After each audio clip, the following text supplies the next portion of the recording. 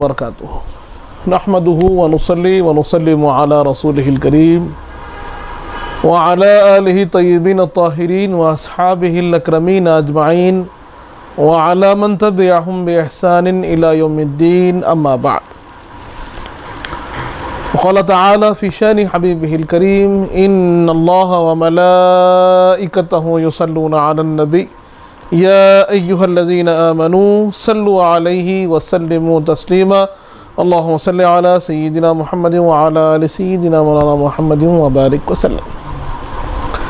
برادران عزیز، جیسے آپ سب سماعت فرما رہے تھے، ہم نماز کے فضائل کے بارے میں کچھ جاننے کی سعادت حاصل کر رہے تھے، اور ہم نے یہ جانا تھا کہ جو نماز ایک پابندی سے پڑھتا ہے، اللہ اس کے صغیرہ گناہوں کو ان نمازوں کے صدقے میں معاف کر دیتا ہے. اور پھر ہم نے یہ بھی جانا تھا کہ کبیرہ گناہ ایسے ہیں کہ جن کے لیے توبہ ضروری ہے. تو سابق میں ہم نے کبیرہ گناہوں کے بارے میں کچھ جاننے کی کوشش کی، اس کے اثرات جو مرتب ہوتے ہیں ایک انسان کی قلب پر، اس کو بھی ہم نے جانا، اور اس کے ساتھ ساتھ اس سے بچنے کا طریقہ اور ان اثرات کو میٹنے کا طریقہ، اس سیاہی کو دھونے کا طریقہ، اس تاریکی کو مٹھانے کا طریقہ بھی ہم نے سمجھا کہ سب سے بہترین طریقہ ہے گناہ سے بچنا اور اللہ کی بارگاہ میں توبہ کرنا. اور توبہ کی جو ضروریات ہے، ایک عمل جو توبۃ النصوح بنتا ہے، اس کے لیے بھی ہم نے سمجھا کہ 3 چیزوں کا ہونا ضروری ہے. سب سے پہلے تو ہے کہ اس گناہ پر بندہ نادم ہونا، شرمندہ ہونا، ندامت ہونا. دوسری چیز کہ آدمی اس گناہ کو ترک کر دینا، چھوڑ دینا. اور تیسری چیز یہ ہے کہ اللہ سے یہ پختہ وعدہ کرنا، یہ عزم مصمم رہنا کہ پھر اس گناہ کی طرف لوٹ کے نہیں جاؤں گا. جب یہ 3 صفات، یہ 3 کمالات کسی توبہ کے اندر آ جاتے ہیں تو وہ توبہ توبۃ النصوح کہلاتی ہے، وہ توبہ کامیاب توبہ کہلاتی ہے. اس کے بعد جو آج ہم کو جاننا ہے، ہم اپنے سلسلے کو آگے بڑھاتے ہوئے نماز کے فضائل کو ہم نے اجمالی طور پر جانا تھا کہ کوئی بھی نماز جب بندہ پڑھتا ہے تو اسے کیا کیا فائدے ہوتے ہیں. نماز اس کے دل کو کیسے صاف و پاک کرتی ہے، اس کے روح کو کیسے وہ جلا بخشتی ہے، کیسے بندہ نماز کے ذریعے سے اللہ کا قرب حاصل کرتا ہے، کیسے بندہ نماز پڑھنے کے ذریعے حضور پاک کی آنکھوں کو ٹھنڈک پہنچاتا ہے، کیسے بندہ اپنے دین کو مضبوط کرتا ہے، کیسے اس کا ایمان نماز کے پڑھنے سے مضبوط ہوتا چلا جاتا ہے. یہ باتیں تو ہم نے جانی تھی. آج ہم کوشش کریں گے کہ نمازوں میں کچھ نمازیں ایسی ہیں کہ جن کی فضیلتیں الگ سے بیان کی گئی ہیں، جن کی خصوصیات، جن کی اہمیت کو الگ سے حضور پاک صلی اللہ علیہ وآلہ وسلم نے بیان فرمایا. تو ان کو جانیں گے کہ بعض نمازوں کو بعض نمازوں پر فضیلت دی گئی ایسے محسوس ہوتا ہے حدیث کریمہ میں. تو ان احادیث کو آج جاننے کی کوشش کریں گے. ہوتا یہ ہے کہ جب بندہ کسی چیز کی اہمیت کو، اس کی افادیت کو سمجھتا ہے، اس کے فائدے کو جانتا ہے تو شوق بڑھ جاتا ہے. تو حدیث پاک میں آتا ہے، حضرت ابو موسیٰ اشعری رضی اللہ عنہ اس کا راوی ہے، آپ فرماتے ہیں کہ حضور پاک صلی اللہ علیہ وآلہ وسلم نے ارشاد فرمایا، من صلی البردین دخل الجنہ. کیا فرمایا کہ جو شخص 2 ٹھنڈی نمازیں پڑھتا ہے وہ جنت میں داخل ہو جائے گا. متفق علیہ حدیث ہے. اب یہاں تھوڑا سا اپنے آپ کو سوچئے، تھوڑا سا روکئے اور یہاں پر فکر کیجئے کہ آدمی کی زندگی کا مقصد کیا ہوتا ہے. آدمی کی زندگی کا مقصد یہ ہوتا ہے کہ وہ اللہ کو راضی کر لے اور اللہ کی رضامندی سے وہ جنت کا مستحق ہو جائے. یہی کوشش ہے، ایک بندے کی کوشش یہی ہوتی ہے کہ میری زندگی میں ایسے گزاروں کہ اللہ مجھ سے راضی ہو جائے، میرا پروردگار مجھ سے راضی ہو جائے، اور اس رضا کا بدلہ اللہ یہ دے کہ میرے جنت میں اعلیٰ مقام عطا فرمائے، مجھے جنتی بنا دے. ٹھیک ہے. یہ بات تو ہر ایک کا مقصد ہے، اس کے لیے آدمی کئی کوششیں کرتا ہے، اس کے لیے آدمی اپنے مال کو خرچ کرتا ہے، اپنے جسم کی توانائی کو خرچ کرتا ہے، اپنے مال کو، اپنے جسم کی توانائی کو خرچ کرتا ہے، اور اس کے ساتھ ساتھ ہم دیکھتے ہیں کہ کہیں پر اس کو وقت خرچ کرنا پڑتا ہے، کہیں پر اپنی چیزوں کو ترک کرنا پڑتا ہے تاکہ وہ اللہ کو راضی کرے۔ اس کا آسان طریقہ حضور پاک صلی اللہ علیہ وسلم نے گناہگاروں کے لیے بتا دیا۔ وہ رحمت ہے، رحمت برستی رہتی ہے، اسی لیے آسانی سے حضور پاک نے فرما دیا کہ تمہیں جنت میں جانا ہے، اگر جنت میں تمہیں جانا ہے تو پھر میرے آقا فرماتے ہیں کہ من صلی البردین، حضور فرماتے ہیں کہ جو 2 ٹھنڈی نمازیں پڑھ لے تو پھر وہ جنت میں داخل ہو جائے گا۔ 2 ٹھنڈی نمازیں کیا ہے؟ بردین سے مطلب کیا ہے؟ تو بتایا گیا کہ فجر کی نماز اور عصر کی نماز۔ فجر کی نماز اور عصر کی نماز جو پابندی سے پڑھتے ہیں ان کے لیے حضور پاک نے یہ خوشخبری سنائی ہے کہ ان کا مقام جنت ہوگا۔ اب تک ہم 5 نمازیں پڑھ رہے تھے، 5 نمازیں پڑھنا فرض ہے، لیکن اگر کوئی فجر اور عصر کی بھی پابندی کرتا ہے تو 2 نمازوں کی برکت اتنی ہے کہ جنت میں اس کے داخلہ یقینی ہو جائے گا۔ تو سوچئے جو 2 نمازوں کا پابند ہے وہ جنت کے داخلے میں داخلہ اسے مل جائے گا، تو جو 5 نمازوں کا پابند ہو جائے تو پھر اس کا مقام کتنا اعلیٰ ہوگا، کتنا بلند اس کا مقام ہوگا۔ اور ہم جانے ہیں، ہم نے سمجھا ہے کہ نماز کتنی دیر، 5 منٹ 10 منٹ، نہ اس میں کوئی مشقت ہے، نہ آپ کو اس کے اندر کوئی وزن اٹھانا ہے، نہ آپ کو اس کے اندر کوئی زیادہ محنت کا کام کرنا ہے۔ آپ کے لیے، آپ کے جسم کے لیے، آپ کے قلب کے لیے، آپ کی صحت کے لیے اس کے اندر اتنی پیاری چیزیں رکھی گئی ہے کہ سائنٹیفک طور پر بھی اگر نماز کو دیکھتے ہیں تو فائدہ ہی فائدہ ہے۔ دل قلب کے اعتبار سے دیکھو تو فائدہ ہی فائدہ ہے، عبادت کے اعتبار سے دیکھو تو فائدہ ہی فائدہ ہے، دنیاوی اعتبار سے دیکھو تو نماز میں فائدہ ہی فائدہ ہے، اور آخرت کے لحاظ سے دیکھو تو نماز کو لیے فائدہ ہی فائدہ ہے۔ تو نماز اتنی پیاری چیز ہے کہ عصر اور فجر کی یہ برکت ہے۔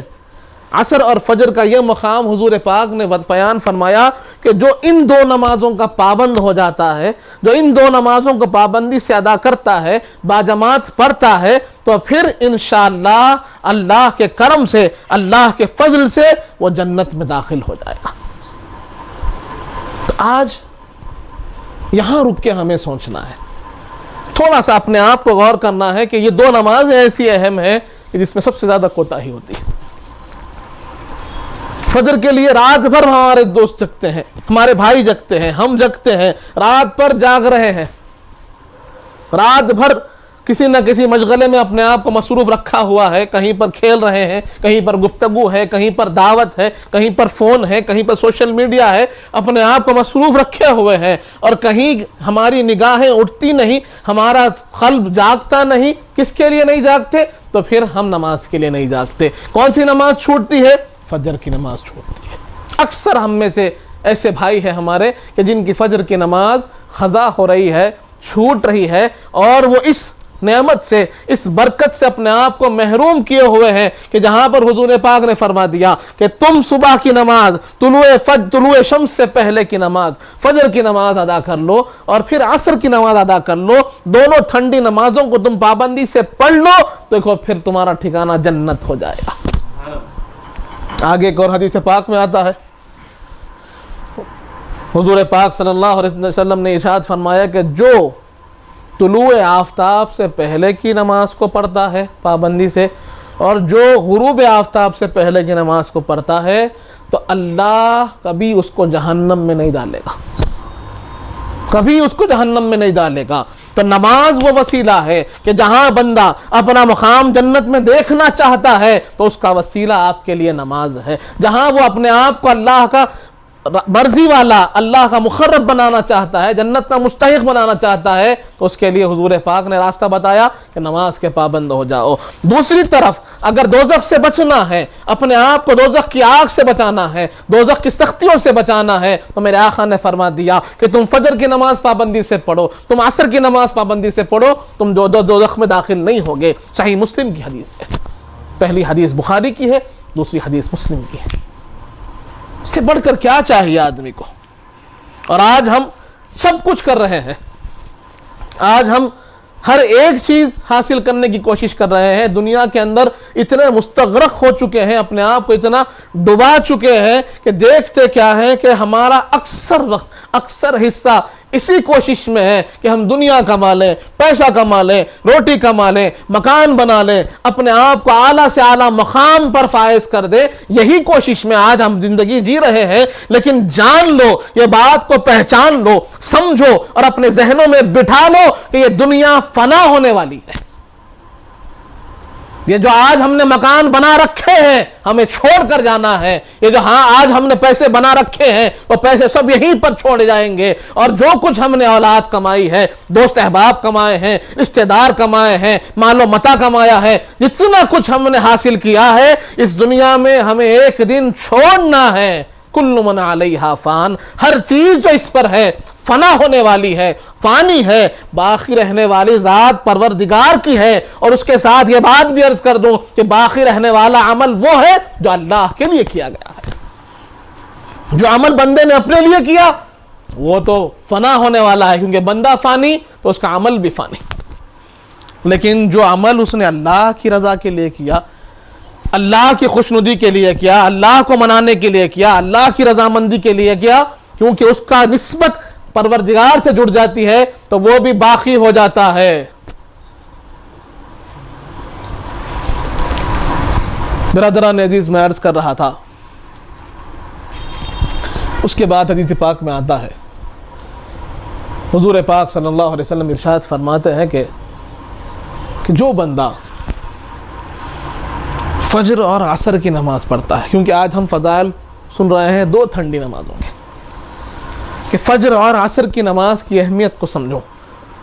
میرے آقا فرماتے ہیں کہ جو بندہ فجر اور عصر کی نماز پڑھتا ہے تو وہ اللہ کے ذمے میں ہو جاتا ہے، اور خصوصاً فجر کی نماز پڑھتا ہے. اس حدیث پاک میں آتا ہے کہ جس نے طلوع شمس سے پہلے کی نماز پڑھی، فجر کی نماز اس کے وقت میں ادا کر لی، باجماعت کرے تو بہت اچھی بات ہے، بہت زیادہ ثواب ہے. لیکن اگر جماعت نہ ملی لیکن وقت فجر میں فجر کے اذان کے ساتھ ہی اس نے نماز پڑھ لی، اس کے بعد کیا ہوگا؟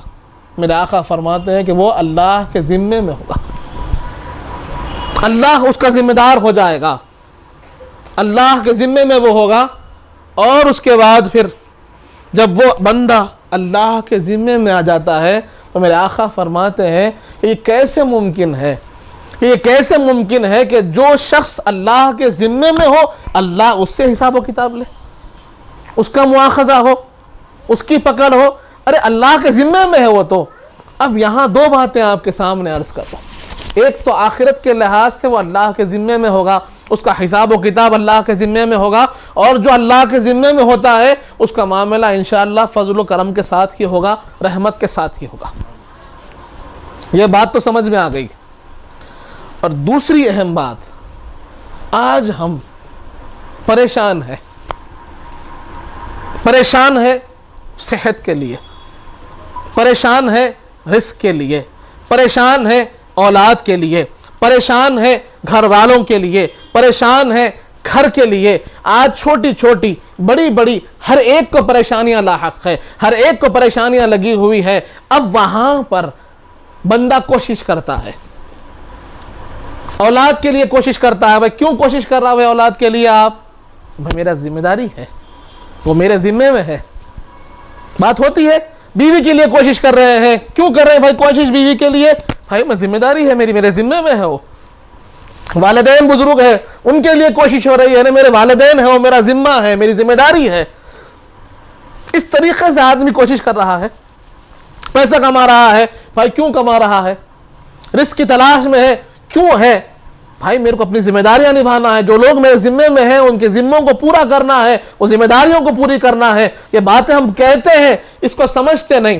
بندہ یہ سمجھ رہا ہے کہ یہ میرے ذمے میں ہے، مجھے یہ کرنا ہے، میرا رزق لانا ہے، بچوں کے لیے رزق لانا ہے، بچوں کے لیے کپڑے لانا ہے، بچوں کی پڑھائی کا سامان کرنا ہے، والدین کی خدمت کرنا ہے، گھر والوں کی خدمت کرنا ہے، رشتہ داروں کی خدمت کرنا ہے، پڑوسی کا خیال کرنا ہے، یہ میری ذمہ داریاں ہیں، ان ذمہ داریوں کو پورا کرنا ہے۔ لیکن یہاں سن لیجئے، یہ جب آپ اپنے آپ کو ذمہ دار سمجھتے ہیں اور یہ تمام چیزوں کو اپنے ذمے میں سمجھتے ہیں اور ان تمام ذمہ داریوں کے ساتھ، ان تمام ذموں کے ساتھ بندہ مومن اللہ کے لیے اپنی نیند کو توڑ کر فجر کی نماز کو اٹھتا ہے، تو میرے آقا سناتے ہیں، میرے آقا سمجھاتے ہیں کہ اب تو اللہ کے ذمے میں ہے، تو نے نماز فجر ادا کر لی تو تو اللہ کے ذمے میں ہو گیا، اب تیری تمام ذمہ داریاں پروردگار عالم کی ذمہ داریاں ہو گئی۔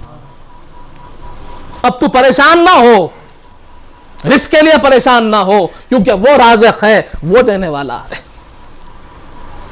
تو پریشان نہ ہو کہ تیری اولاد بیمار ہو جائے، کہ شافی پروردگار عالم کی ذات ہے، وہ شفا دینے والی ہے۔ تو پریشان نہ ہو کہ میرے والدین کے ساتھ کیا ہوگا، ارحم الراحمین ذات اللہ کی ہے، وہ رحم کرنے والا ہے، وہ خیال کرنے والا ہے، وہ رزق دینے والا ہے، وہ شفا دینے والا ہے، وہ برکت دینے والا ہے۔ تو جب ہم اس کے ذمے میں آ جاتے ہیں تو ہماری تمام ذمہ داریاں اس کی ذمہ داریاں ہو جاتی ہیں، اور جب وہ کرتا ہے تو پھر کمال کے ساتھ کرتا ہے۔ اسی لیے تو اللہ نے کیا فرمایا قرآن میں، اللہ فرماتا ہے وَمَن يَتَّقِ اللَّهَ، کہ جو اللہ سے ڈرتا ہے، اللہ سے تقوی اختیار کرتا ہے۔ اور تقوی کا مطلب ڈرنا نہیں ہے، تقوی کا مطلب گھبرانا، خوف زدہ ہونا نہیں ہے، بلکہ اللہ اس کے رسول کے احکام کو پورا کرنا اور ان چیزوں سے بچنا کہ جس سے اللہ نے بچنے کا حکم دیا، اسے تقوی کہتے ہیں۔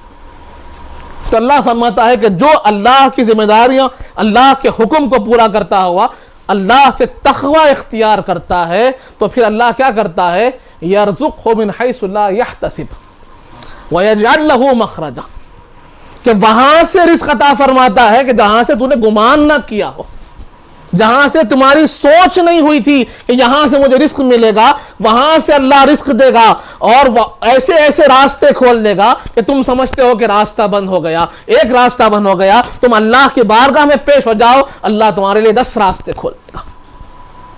لیکن بندہ پیش ہی نہیں ہوتا، اللہ کی بارگاہ میں حاضر ہی نہیں ہوتا، خواب غفلت میں سوتا رہتا ہے۔ رحمت بٹ رہی ہے، برکتیں بٹ رہی ہے، آپ کی تمام پریشانیوں کا حل اللہ بانٹ رہا ہے، اور اس وقت میں آپ خواب غفلت میں سو رہے ہیں، تو کہاں سے آپ رحمت کے حقدار ہوں گے، کہاں سے برکتیں حاصل ہوگی؟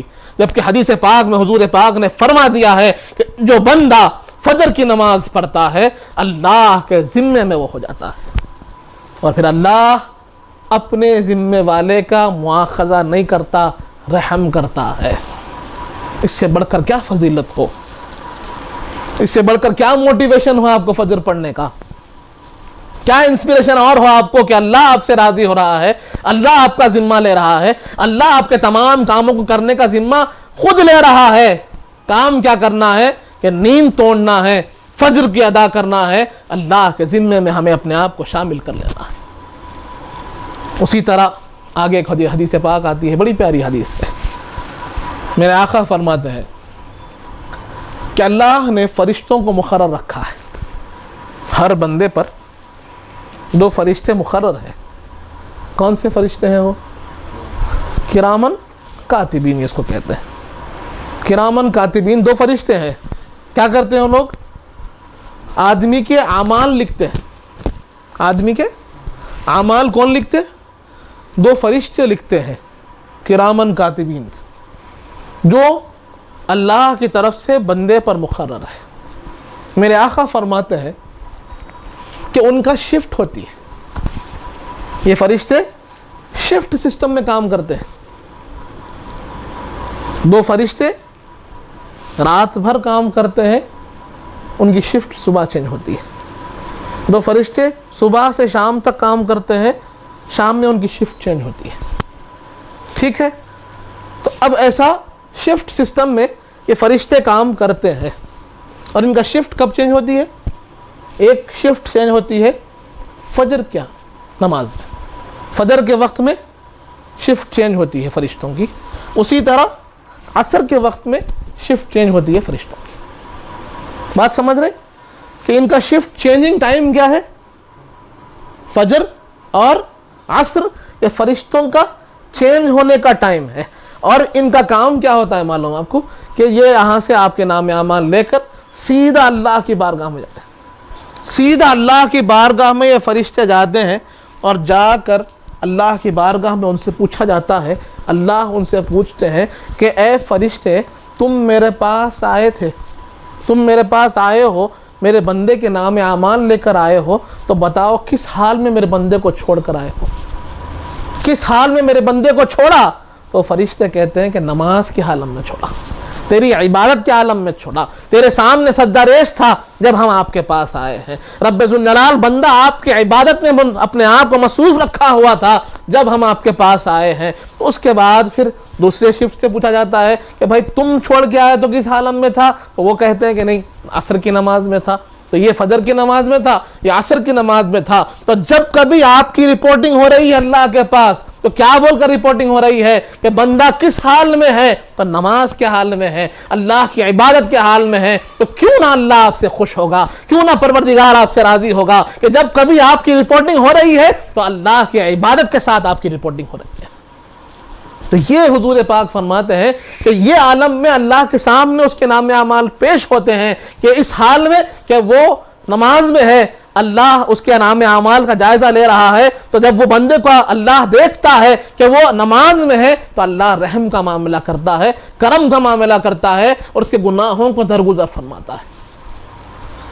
آج ہمارے پاس شمار نہیں اتنے گناہ ہیں، ہم اتنے گناہوں میں منہمک ہو چکے ہیں، اتنے اپنے آپ کو گناہوں میں ڈبا چکے ہیں کہ ہمیں معلوم نہیں کب گناہ ہو رہا ہے، کب خطا ہو رہی ہے، کب آنکھوں سے گناہ ہوتا ہے، کب ہاتھوں سے گناہ ہوتا ہے، کب زبان سے گناہ ہوتا ہے، کس کے دل کو ہم نے کب توڑا ہے ہم کو معلوم نہیں۔ لیکن یہ موقع ہے اللہ کے رحم کا، اللہ کے کرم کا، کہ جب آپ کے نام اعمال وہ گناہ پیش ہو اور آپ نماز کے عالم میں ہو تو اللہ اپنے فضل و کرم سے گناہوں کو معاف کر دیتا ہے۔ اسی لیے ان کی اہمیت ہے، فجر کی اہمیت ہے اور عصر کی اہمیت ہے۔ برادران عزیز اس بات کو سمجھیں کہ یہ ایسی نمازیں ہیں دو کہ جس کا اثر آپ کی ساری زندگی پہ پڑتا ہے، اور یہ آپ کی دو نمازیں ایسی ہیں جہاں پر آدمی سب سے زیادہ غفلت میں نظر آتا ہے، سب سے زیادہ غفلت میں یہ آدمی ان دو نمازوں میں ہوتا ہے۔ فجر کا تو بات کلیئر ہے کیونکہ نیند کا غلبہ آدمی پر ہوتا ہے، اور نیند کو تشبیہ دی گئی ہے موت سے کہ جہاں پر آدمی کو قابو کم رہتا ہے اپنے آپ پر، کہ وہ نیند سے اٹھے تو اس کے لیے اس کو کوشش کرنی پڑے گی، اس کو محنت کرنی پڑے گی، اس کو اپنے آپ کو تیار کرنا پڑے گا۔ اور آپ اگر دیکھتے ہیں اپنے آپ کو تو آپ نے کئی مرتبہ اس بات کو ثابت کیا ہے کہ آپ اٹھ سکتے ہیں، آپ اٹھ سکتے ہیں، آپ میں وہ صلاحیت ہے، وہ ٹینڈنسی اللہ نے رکھی ہے، اور آپ وہ قابل ہیں کہ آپ اٹھ سکتے ہیں۔ اگر آپ کا ایگزام ہو تو آپ برابر اٹھتے ہیں، آپ کی میٹنگ ہو آپ برابر اٹھتے ہیں، آپ کو فلائٹ پکڑنا ہو آپ برابر اٹھتے ہیں، آپ کو باس نے بلایا ہو آپ برابر اٹھتے ہیں۔ تو اب سوال یہ ہے کہ باس کے بلانے پر آپ نیند سے بیدار برابر ہو رہے ہیں، 1 گھنٹہ پہلے اٹھ کر تیار ہو کر جا رہے ہیں، اگر کوئی میٹنگ کال ہو رہی ہے تو برابر تیاری ہے، پڑھنے کے لیے جانا ہے، دنیاوی تعلیم حاصل کرنی ہے تو برابر تیاری ہے، آپ کو فلائٹ پکڑنا ہے برابر تیاری ہے، دوست سے ملنا ہے برابر تیاری ہے، ہر چیز کے لیے کوشش جد و جہد بھی ہے، اپنے آپ کو اٹھانا بھی ہے، پیش کرنا بھی ہے، وقت سے پہلے تیار رہنا بھی ہے۔ ارے دنیاوی معاملات کے لیے دنیاوی لوگوں کو بلاوے پر آپ اتنی تیاریاں کرتے ہیں، اور جب آپ کو رب یاد کر رہا ہے، آپ کا پروردگار آپ کو بلا رہا ہے کہ آ جاؤ نماز کی طرف، آ جاؤ کامیابی کی طرف آ جاؤ، اور ہم غفلت میں، ہمیں احساس نہیں ہے، جیسے میں نے پہلے عرض کیا کہ ہم نماز کی اہمیت کو نہیں سمجھ رہے ہیں۔ جس دن آدمی کو خیال ہو جائے کہ نماز کی اہمیت کیا ہے، نماز کی فضیلت کیا ہے، اس کا میری زندگی میں کیا مقام ہونا چاہیے، تو انشاءاللہ پھر کبھی نماز قضا نہیں ہوگی۔ برادران عزیز یہ بات کو غور کرنے کی ضرورت ہے۔ اسی طرح آپ دیکھتے ہیں کہ عصر کا معاملہ ہے، عصر کا معاملہ اس لیے پیچیدہ ہے کہ دن بھر کے جو جاب ورکس ہوتے ہیں، دن کے جو کام ہوتے ہیں، اکثر عصر سے پہلے ختم ہوتے ہیں۔ سکولز کو آپ دیکھیں گے، مدرسوں کو آپ دیکھیں گے، کالجز کو آپ دیکھیے، یا پھر آپ آفیسز کو دیکھیے کہ ان کا جو ٹائم شیڈیول ہوتا ہے 9 سے 4، 9 سے 3، 8 سے 3، یہ ٹائمنگ ہے ان کا۔ تو عصر کے وقت میں آدمی کام سے تھک ہار کر گھر کو آتا ہے، کام ہو، تعلیم ہو، سکول ہو، آفس ہو، جو بھی وہ بزنس کر رہا ہے، تو یہ ٹائم اس کا ایسا ہوتا ہے کہ وہ تھک کر وقت اپنا گھر پر آتا ہے۔ یہاں پر اس سے غفلت ہوتی ہے، کبھی آنکھ لگ جاتی ہے، کبھی کھانے بیٹھ جاتا ہے، اور اسے خیال نہیں ہوتا تھکاوٹ کی وجہ سے کہ نماز کا وقت آ چکا ہے اور جا رہا ہے۔ اس لیے اس وقت کو خیال کرنا ضروری ہے۔ تو یہ 2 نمازیں بڑی اہم ہیں، ایک فجر اور ایک عصر۔ ان 2 نمازوں کو پڑھنا ضروری ہے، ان 2 نمازوں کی پابندی ضروری ہے۔ ان کی فضیلتیں ہم نے سنی، لیکن یہ بات کو جاننا ضروری ہے کہ یہ نہ خیال ہو کہ بھئی فجر پڑھ لیا، عصر پڑھ لیا، باقی 3 کا مسئلہ نہیں۔ 5 نمازیں ہر ایک کو پڑھنا فرض ہے، لازم ہے، ہر ایک مومن کے لیے ضروری ہے۔ اور انشاءاللہ جیسے ہم نے 2 نمازوں کی فضیلتیں سنی ہیں، ویسے ہی باقی 3 نمازوں کی الگ الگ فضیلتیں ہیں، ان کی اپنی اپنی افادیتیں ہیں، ان کے اپنے اپنے مراتب ہیں، ان سے کیا آپ کو حاصل ہوتا ہے۔ یہ نہ ہو کہ آپ نے فجر پڑھ لی اور اس کے بعد آپ نے تمام نمازیں چھوڑ دی، عصر پڑھ لی، مغرب عشاء چھوڑ دی، ایسے نہیں، ہر ایک نماز کو پڑھنا ہے۔ بندے کی خوبی یہ ہے کہ وہ اللہ کے سامنے اپنے آپ کو پیش کرے۔ جیسے میں نے عرض کیا ہے کہ سایہ رحمت میں 7 لوگ ہوں گے قیامت کے دن، جہاں پریشانی اور نفسی کا عالم ہے، وہاں پر اللہ کی رحمت کے سائے میں 7 لوگ ہوں گے۔ سب سے پہلے کس کا نام آیا؟ وہ بندہ کہ جس کا دل مسجد میں ہو، جس کا دل مسجد میں ہو۔ مطلب کیا ہے کہ جب اس نے فجر پڑھ لی تو اب دل میں یہ خیال ہو کہ عصر، اب ظہر کب پڑھیں، ظہر پڑھ لی تو عصر کا خیال ہو، عصر پڑھ لی تو مغرب کا خیال ہو، مغرب پڑھ لی تو پھر عشاء کا خیال ہو۔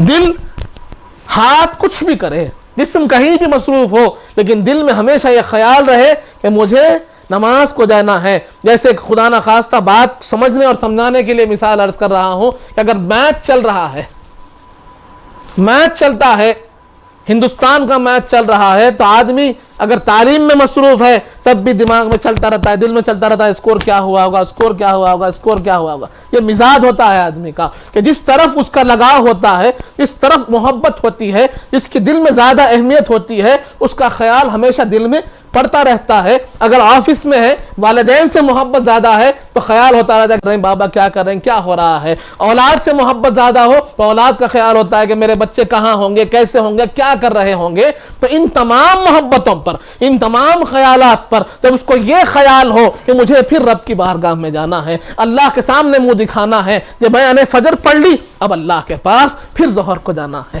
ظہر پڑھ لی پھر عصر کو جانا ہے، تو یہ خیال جب اس کے دل میں آ جائے کہ وہ اسکور سے بڑھ کر، وہ گھر والوں سے بڑھ کر، وہ بزنس سے بڑھ کر، وہ مارکیٹ سے بڑھ کر اسے مسجد کا خیال ہونے لگے، تو پھر یاد رکھو کہ اس کی زندگی کامیاب ہوگی، اور حشر میں جہاں سب پریشان ہوں گے وہ اللہ کے رحمت کے سائے میں ہوگا۔ یہ بات کو سمجھنا ہے، اس کی اہمیت کو سمجھنا ہے۔ لیکن یہاں پر ہم سے کوتاہی ہو رہی ہے۔ اللہ نے اتنا بڑا تحفہ، شب معراج کا تحفہ کیا ہے؟ نماز ہے۔ امت مسلمہ کے لیے اللہ کی طرف سے تحفہ ہے نماز، یہ اس کی فضیلتیں ہیں، یہ اس کی برکتیں ہیں۔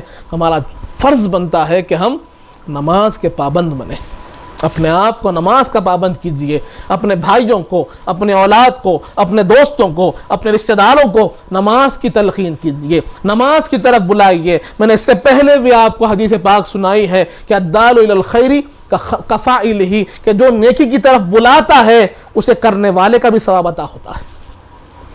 کیا آپ نے نماز کو بلایا، خود بھی نماز پڑھی، تو آپ کو ڈبل ثواب ملے گا، وہ پڑھنے والے کا جس کو آپ ساتھ لے کر آئے اس کا ثواب بھی آپ کو ملے گا، اس کا الگ، آپ کا الگ۔ یہ بات کو سمجھیں۔ آج ہم بات چیت کے لیے بلاتے ہیں، کھیل کود کے لیے بلاتے ہیں، کھانے پینے کے لیے بلاتے ہیں، ان تمام دعوتوں سے بہتر کوئی دعوت ہے تو نماز کی دعوت ہے، کہ کل حشر میں جہاں پر سب پریشان ہوں گے، وہ آپ جس کو نماز کو بلائیں گے نا وہ آپ کا احسان مند ہوگا، وہ آپ کا احسان مند ہوگا کہ آپ نے اسے نماز کی طرف بلایا، کہ حشر میں جہاں کوئی چیز کام نہیں آئے گی اسے نماز کام آئے گی، اس کی وہ نیکیاں کام آئے گی، اس کے وہ سجدے کام آئیں گے، اس کی وہ خیرات، اس کے وہ تسبیحات کام آئیں گے۔ یہ بات کو سمجھیں برادران عزیز، اس کی کتنی اہمیت ہو اپنے اندر جاگزی کیجئے کہ نماز کے پابند بنے، اور فجر کی نماز پڑھ لیجئے، انشاءاللہ باقی نمازیں آسان ہو جائیں گی۔ 40 دن محنت کیجئے، انشاءاللہ اس کے بعد پھر نماز قضا نہیں ہوگی۔ 40 دن کوشش کر